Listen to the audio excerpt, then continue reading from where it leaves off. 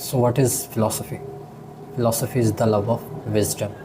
अक़ल से प्यार, इल्म की चाह और हकीकत जानने की जस्तजू का नाम है फ़लसफ़ा। इल्म क्या है, सच क्या है, झूठ क्या है, किन अखलाकी अक़दार या एथिक्स की बुनियाद पर एक माशरा तश्कील दिया जाना चाहिए, यानी पॉलिटिकल फ़िलासफ़ी, और इल्मुल वजूद यानी ऑन्टोलॉजी, ये सब फ़लसफ़े के मौज़ूआत हैं। इंसान को सोचने और समझने की सलाहियत अता की गई है और यही इंसान को बाकी जानवरों से डिफरेंशिएट करती है। फ़लसफ़ा भी इंसान में थिंकिंग को प्रोवोक करता है और इसी वजह से शायद ज़्यादातर लोग फ़लसफ़े से नफ़रत करते हैं। कार्ल युंग के कोट है, thinking is difficult, that's why most people जज। लेकिन थिंकिंग के लिए सॉलिट्यूड ज़रूरी है, और आज के सोशल मीडिया के दौर में जहाँ पर एक हार्ड मेंटालिटी बन चुकी है, मॉब मेंटालिटी बन चुकी है, वहाँ पर सॉलिट्यूड भी और थिंकिंग दोनों ही नामुमकिन सी चीज़ें हो गई हैं। हालांकि इस्लाम ने और कुरान ने भी 12 दफ़ा तदब्बुर का हुक्म दिया है, और फ़लसफ़ा और मज़हब का आपस में बहुत गहरा ताल्लुक़ है। दोनों ही इंसान की रहनुमाई करते आए हैं। तो वाई फ़िलासफ़ी, फ़लसफ़ा क्यों ज़रूरी है? आज जिस दौर में हम रह रहे हैं, ये तग़य्युरात का दौर है, ज़ाती मफ़ादात का दौर है। इट्स लाइक जैसे थॉमस हॉब्स ने कहा था, war of everyone against everyone. और हम मज़हब को भी अपने ज़ाती मफाद के लिए इस्तेमाल कर रहे हैं, ढाल के तौर पर इस्तेमाल कर रहे हैं। मुंह पर दाढ़ी, सर पर टोपी, मस्जिद के 4 चक्कर या बदन पर बुर्का, ये सब अपने बातिन को छुपाने के जतन है। वरना 2 नंबरी मुंह पर दाढ़ी रखने वाला भी कर रहा है और जिस्म फरोशी बुर्का पहनने वाली भी कर रही है। So we feel estranged, we are delighted, distracted, diluted and alienated by the ever increasing consumerism and materialism. We are not free, although we are freer than ever, but this freedom is equivalent to slavery. जैसे कि Orwell ने अपने novel 1984 में कहा था, slavery is freedom, ignorance is strength and war is peace. हम इसी दौर में ही जी रहे हैं और we are guided, we are distracted by the invisible hand of Adam Smith. Sartre ने कहा था कि man is condemned to be free, और रूसो की एक कोट है कि man is born free but everywhere he is in chains, and we are somewhat like this. It's like कि हम प्लेटो के केव में हैं and we are distracted by the shadows formed by the society. So how did we get here and how can we escape this situation? फ़लसफ़ा हमारी क्या मदद कर सकता है? So how did we get here? Nietzsche अपनी किताब gay science में बताते हैं कि after the industrial revolution and modernism, इंसान ने खुदा को और मज़हब को अपनी ज़िंदगी से खारिज कर दिया और उसकी ज़िंदगी बेमायनी और बेमकसद बन गई, यानी निहिलिज़म पैदा हो गया। अब इस निहिलिस्टिक सोसाइटी में कैसे सर्वाइव करना है, तो इसके लिए 2 लोगों का मैं पर्सपेक्टिव पेश करूँगा। एक थे डॉस्टोयेव्स्की और दूसरे थे खुद नीत्शे। डॉस्टोयेव्स्की भी फ़िलासफ़ी को क्रिटिसाइज़ करते हैं, रीज़न को क्रिटिसाइज़ करते हैं, रैशनैलिटी को क्रिटिसाइज़ करते हैं, और नीत्शे भी रीज़न को क्रिटिसाइज़ करते हैं, फ़िलासफ़ी को क्रिटिसाइज़ करते हैं। और नीत्शे ने तो ये भी कहा कि philosophy is to rational not passionate. तो ये दोनों जो है वो फ़िलासफ़ी को तर्क करके पैशन को जो है परसू करने की बात करते हैं। नीत्शे के नज़दीक whoever has the tools of rationality, that is science and technology, he uses those tools to control others.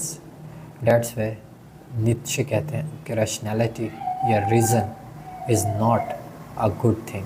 Nietzsche ने वार्न किया कि ऐसी सोसाइटी जहाँ पर निहिलिज़म होगी, जहाँ पर स्टेटस को प्रोटेक्ट करने की कोशिश की जा रही होगी, वो एक सिक सोसाइटी होगी, और वो सोसाइटी अच्छे सिटीजन्स तो पैदा करेगी लेकिन अच्छे इंसान पैदा नहीं करेगी।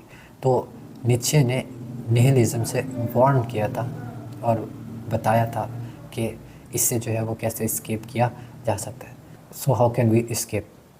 डॉस्टोयेव्स्की ने बताया कि इस निहिलिस्टिक लाइफ या इस बेमानी ज़िंदगी का हल ये है कि इंसान दोबारा अपने पहले वाले स्टेट में जाए। यानी डॉस्टोयेव्स्की ने एक रिलीजन बेस्ड, एक गॉड बेस्ड सोल्यूशन दिया, और डॉस्टोयेव्स्की के नज़दीक इंसान को गुडनेस को परसू करना चाहिए। दोबारा से वो रिलीजियस वैल्यूज़ जिनको उसने तर्क कर दिया उन्हें अडॉप्ट करना चाहिए और उन्हें मुआशरे में इनकलकेट करना चाहिए।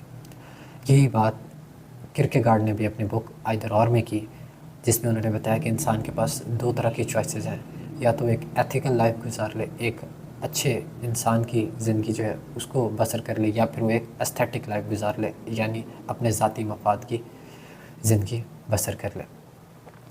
दूसरा नीत्शे का पर्सपेक्टिव था। नीत्शे ने एक नेचर बेस्ड सोल्यूशन दिया, और नीत्शे के नज़दीक जो रिलीजन है वो इंसान को कंफर्ट जोन में ले जाता है और इंसान को अपने फियर्स को कन्फ्रंट नहीं करने देता। इसलिए नीत्शे ने कहा कि इंसान को गुडनेस के बजाय ग्रेटनेस को परसू करना चाहिए, विल टू पावर को अडॉप्ट करना चाहिए। और वो अपनी बुक 10 स्पोक ज़ारातुस्त्रा में एक ऐसे ही शख्स को पोर्ट्रे करते हैं जिसे वो ओबरमेंश कहते हैं, जो कि सोसाइटी की वैल्यूज़ को चैलेंज करता है।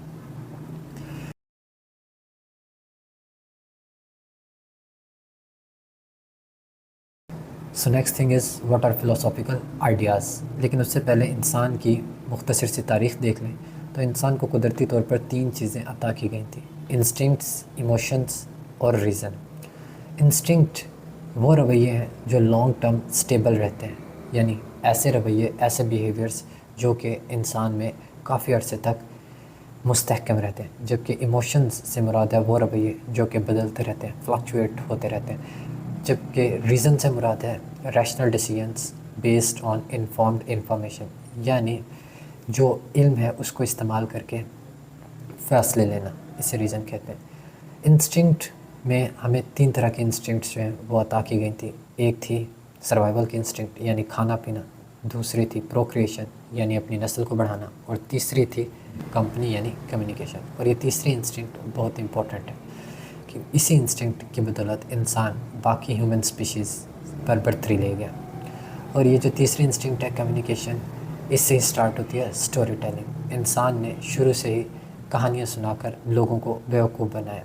जो रूलिंग क्लास थी उसने कहानियाँ सुनाकर जो अपनी रियाया थी, अपने मैसेज थे, उनको बेवकूफ़ बनाया। पहले स्ट्रॉन्ग मैन की कहानियाँ सुनाई जाती थी, उन्हें देवता के तौर पर पेश किया जाता था।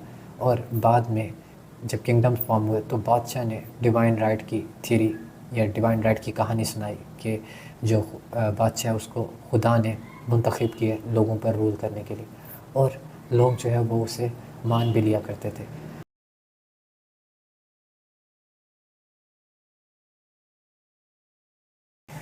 फ़िलासफ़ी की 3 मेन डोमेन्स थी: the world, the life and the mind. जो वर्ल्ड वाली डोमेन थी उससे फ़िज़िक्स कंसर्न हो गई है, जो लाइफ वाली डोमेन थी वो बायो ने ले ली है, और जो माइंड वाली डोमेन थी वो साइकोलॉजी ने ले ली। और फ़िलासफ़ी अब मेटाफिज़िक्स से कंसर्न हो गई है, यानी मेटाफिज़िक्स से मुराद है वो नॉलेज जो बियॉन्ड दिस वर्ल्ड है। लेकिन क्या फ़िलासफ़ी का आज भी हमारी ज़िंदगी में कोई रोल हो सकता है? जी हाँ, बिल्कुल हो सकता है।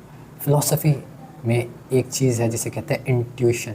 इंट्यूशन एक लिंक होता है जो कि रीज़न और इंस्टिंक्ट के दरमियान होता है, यानी इंट्यूशन रीज़न और इंस्टिंक्ट के दरमियान एक ब्रिज का काम करती है। हम इंस्टिंक्ट्स को पूरी तरह फॉलो नहीं कर सकते, क्योंकि जो इंस्टिंक्ट्स को ये फॉलो कर रहा है सिर्फ वो जानवर की तरह बिहेव कर रहा है। और हम रीज़न को भी पूरी तरह फॉलो नहीं कर सकते, क्योंकि जैसे कि नीत्शे ने कहा था कि रीज़न जो है उसमें कोई पैशन नहीं है और वो इंसान को बहुत ज़्यादा कमज़ोर बना देती है, कंफर्ट जोन में ले जाती है। इसलिए इंट्यूशन हमें एक बैलेंस प्रोवाइड करती है, और इंट्यूशन कहती है कि इंसान वापस अपने पहले वाले नेचर में जाए, और डॉस्टोएव्स्की ने भी यही बात की थी। So now philosophy is concern with intuition, जबकि बायोलॉजी और साइकोलॉजी इन्होंने इंस्टिंक्ट्स और इमोशंस वाली साइड को पिक कर लिया है, और फिज़िक्स ने जो रीज़न वाली साइड थी उसको पिक कर लिया। सो अब चलते हैं फ़िलासफ़िकल आइडियाज़ की तरफ। सबसे पहले तो फ़िलासफ़ी में जो 2 मेन चीज़ें, ontology and epistemology. Ontology is the study of what exist, यानी क्या चीज़ मौजूद है और क्या चीज़ मौजूद नहीं है, और इसको इल्मुल वजूद कहते हैं। जबकि एपिस्टेमोलॉजी है the study of knowledge, the thinking about thinking, यानी हम कैसे पता लगा सकते हैं कि जो चीज़ मौजूद है वो वाकई मौजूद है। यानी नॉलेज को कैसे एक्वायर किया जाए। हम चीज़ों को लिमिटेड स्केल पर जानते हैं और हम चीज़ों को वर्ड्स के ज़रिए खुद स्ट्रक्चर जो है वो देते हैं, तो इसलिए हम किसी भी चीज़ के बारे में कंप्लीट नॉलेज नहीं रखते। तो ये फ़र्क था ऑन्टोलॉजी और एपिस्टेमोलॉजी में। Next thing is reason and logic. Reason और लॉजिक में क्या फ़र्क है? रीज़न सब्जेक्टिव होती है जबकि लॉजिक जो है वो बेस्ड होती है ऑन मैथमेटिकल रूल्स। रीज़न ज़्यादा साइंटिफिकली प्रूवन नहीं होती, ज़्यादा साइंटिफिकली रिग्रेस नहीं होती, यानी इंसान जब अपनी अकल को इस्तेमाल करके चीज़ों को समझता है तो उसे कहते हैं रीज़न। रीज़न लिंग्विस्टिक है और अक्सर लोगों को परसुएट करने के लिए इस्तेमाल की जाती है, जबकि लॉजिक जो है वो मैथमेटिकल रूल्स को फॉलो करती है, रिजिड रूल्स को फॉलो करती है और उसमें किसी किस्म की कोई ज़ाती मफाद की गुंजाइश शामिल नहीं होती और लॉजिक आउटकम इंडिपेंडेंट होती है। बर्नार्ड रसल ने लॉजिक को फ़िलासफ़ी में अप्लाई किया था और बर्नार्ड रसल की कोट है, व्हाट इज़ जो है वो है। उसके बाद रैशनलिज्म एंड एम्पिरिसिज्म में क्या फ़र्क है? Rationalism is understanding the world based on our prior ability to reason, यानी अकल को इस्तेमाल करके, रीज़न को इस्तेमाल करके दुनिया को समझना, ये कहलाता है रैशनलिज्म। रैशनलिज्म के नज़दीक इंसान स्पेशल क्रिएचर है जिसको इल्म शुरू से ही अता कर दिया गया है और अब हम उसी इल्म को दोबारा से जो है रिवाइव करते हैं, उसको दोबारा से रिफ़्रेश करते हैं और इसी को ही नॉलेज कहते हैं। ये बात प्लेटो ने भी की थी। रैशनलिज्म की मेन फिगर में रेने डिकार्ड्स आ जाते हैं, फादर ऑफ रैशनलिज्म है, और उनकी एक मशहूर कोट है, cogito ergo sum, I think therefore I am. तो रैशनलिज्म के मुताबिक नॉलेज ऑलरेडी इंसान के पास मौजूद है, बस इंसान ने उसको एक्वायर करना है, उसको ढूंढना है, उसको तलाश करना है, उसको रिफ़्रेश करना है। दूसरा है empiricism. Empiricism is understanding the world through experience, यानी जो साइंस कहती है एक्सपीरियंस की बेस पर दुनिया को, तजुर्बे की बेस पर दुनिया को समझना कहलाता है एम्पिरिसिज्म। और एम्पिरिसिज्म में जो मेन फिगर्स हैं वो हैं जॉन लॉक और डेविड ह्यूम। इसके ही एक जो है वो डेरिवेटिव है प्रैग्मेटिज्म। प्रैग्मेटिज्म भी इसी की बात करती है, एक्सपीरियंस बेस्ड अंडरस्टैंडिंग की बात करती है। अब ये जो दो मेन फ़िलासफ़ीज़ थी, रैशनलिज्म और एम्पिरिसिज्म, इन दोनों को कंबाइन कर दिया इमैनुअल कांट ने। और इमैनुअल कांट बहुत इंपॉर्टेंट है। इमैनुअल कांट ने फिनोमिनोलॉजी का कॉन्सेप्ट दिया, यानी study of an object relative to experience. Immanuel Kant के नज़दीक दो चीज़ें होती हैं। एक होता है फिनोमिना। फिनोमिना होता है कि how we understand the world, how we give meaning to the world, और नूमिना होता है द वर्ल्ड इन इट्सेल्फ।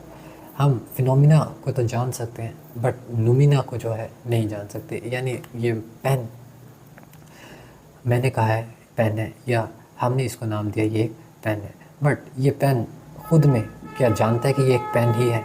तो ये द वर्ल्ड इन इट्सेल्फ, इसको हम नहीं जानते, बट वो वर्ल्ड जिसको हमने मीनिंग दिया, वर्ड्स अलॉट किए, स्ट्रक्चर्स अलॉट किए, वो है फिनोमिना और उसको हम जानते हैं। इमैनुअल कांट की मॉरल फ़िलासफ़ी बहुत इंपॉर्टेंट है, जो कि मैं आपको बता चुका हूँ। Next thing is political philosophy and ethics. Ethics वो ब्रांच है फ़िलासफ़ी की जो डील करती है with morality, justice and legal system. And political philosophy is the study of ethics and how they change. एक सोसाइटी को किन अखलाकियात, किन एथिक्स की बेस पर चलाना चाहिए, ये पॉलिटिकल फ़िलासफ़ी का मेन मुद्दा है। What is right, what is wrong, how to live peacefully and how to punish culprits, इन सब से पॉलिटिकल फ़िलासफ़ी कंसर्न्ड है। Next thing is egalitarianism and elitism. Egalitarianism equality की बात करती है, जबकि एलिटिज़म बात करती है क्वालिटी की। इगैलिटेरियनिज़म के नज़दीक तमाम इंसान बराबर हैं और सब को बराबर के हकूक़ हासिल हैं। ये जो इगैलिटेरियनिज़म है ये मज़हब पर बेस्ड है, जबकि एलिटिज़म ये कहती है कि कुछ इंसान बाकियों से अफजल हैं, बरतर हैं और उनको प्रिविलेजेस और पार्क्स मिलने चाहिए, यानी ये मेरिटोक्रेसी की बात करती है, जबकि इगैलिटेरियनिज़म बात करती है इक्वालिटी की। और इगैलिटेरियनिज़म में जो इम्पोर्टेंट फिगर है वो है कार्ल मार्क्स, जिन्होंने कम्युनिज़म का कॉन्सेप्ट दिया। और जो एलिटिज़म है उसकी मेन फिगर है नीचे, जो कि नेचर बेस्ड सोल्यूशन की बात करते हैं। Next thing is humanism versus यूटिलिटेरियनिज़म।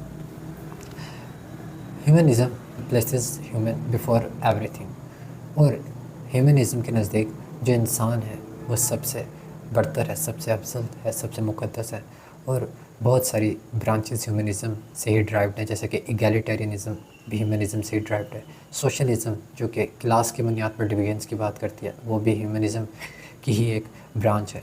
और फेमिनिज़म जो कि जेंडर की बेस पर जो डिवीजन्स है उनकी बात करती है, वो भी ह्यूमनिज़म की एक ब्रांच है। इसी तरह नेशनलिज़म जो कि रेस की बेस पर एक दूसरे की जो कि रेस की बेस पर डिवीज़न की बात करती है, वो भी ह्यूमनिज़म से ही ड्राइव्ड है।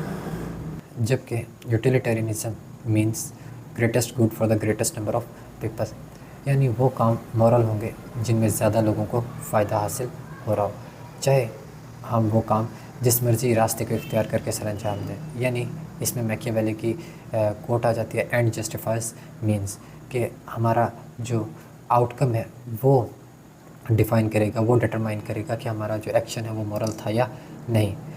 और यही कंटेम्प्रेरी वर्ल्ड में सबसे बड़ा फितना है। फॉर एग्ज़ाम्पल, अगर हम इसराइल पैलेस्टीन कन्फ्लिक्ट देखें तो इसराइल का गोल है हमास को ख़त्म करना, उसका जो एंड है वो है हमास को ख़त्म करना, और उसके लिए वो हर तरह के मीन्स को इस्तेमाल कर रहे हैं। वो हज़ारों लोगों को मार चुका है, बच्चों को मार चुका है, औरतों को मार चुका है, लेकिन चूँकि उसका एंड एक सेक्रेड एंड है उसके नज़दीक, तो इसलिए जो है वो जिस मर्ज़ी मीन्स को इस्तेमाल करे, इससे फ़र्क नहीं पड़ता। तो एंड जस्टिफाइज मीन्स ये कहते हैं यूटिलिटेरियनिज़म। उसके बाद ईस्टर्न फ़िलासफ़ी और वेस्टर्न फ़िलासफ़ी में क्या फ़र्क है। ईस्टर्न फ़िलासफ़ी के नज़दीक जो रियलिटी है वो सब्जेक्टिव है, यानी रियलिटी अंदर की दुनिया है, जबकि वेस्टर्न फ़िलासफ़ी जो है उसके नज़दीक रियलिटी ऑब्जेक्टिव है, यानी रियलिटी बाहर की दुनिया है। ईस्टर्न फ़िलासफ़ी कहती है चेंज वन सेल्फ, यानी अपने आप को बदलो, जबकि वेस्टर्न फ़िलासफ़ी कहती है कि चेंज द वर्ल्ड, दुनिया को बदलो। ईस्टर्न फ़िलासफ़ी फोकस्ड है on mental wellbeing and happiness, जबकि वेस्टर्न फ़िलासफ़ी जो है वो फोकस्ड है फिज़िकल वेलबींग पर। ईस्टर्न फ़िलासफ़ी स्पिरिचुअलिज़म की बात करती है, जबकि वेस्टर्न फ़िलासफ़ी मटेरियलिज़म की बात करती है। ईस्टर्न फ़िलासफ़ी कम्युनिटी को आगे लेकर जाने की बात करती है, जबकि जो वेस्टर्न फ़िलासफ़ी है वो एक फ़र्द पर फोकस्ड है। ईस्टर्न फ़िलासफ़ी फेट ओरिएंटेड है, जबकि वेस्टर्न फ़िलासफ़ी चेंज ओरिएंटेड है। ईस्टर्न फ़िलासफ़ी की मेन फिगर्स में टाओ है, बुद्धा है। इसी तरह वेस्टर्न फ़िलासफ़ी की जो मेन फिगर्स हैं वो मैं आपको पहले ही बता चुका हूँ, जॉन लॉक हो गए, डेविड ह्यूम हो गए, सोक्रेटिस हो गए। तो ये था फ़िलासफ़ी। उसके बाद मैं आपको इंडिविजुअली हर एक फ़िलासफ़र को एक्सप्लेन करके बताऊँगा नेक्स्ट वीडियो में।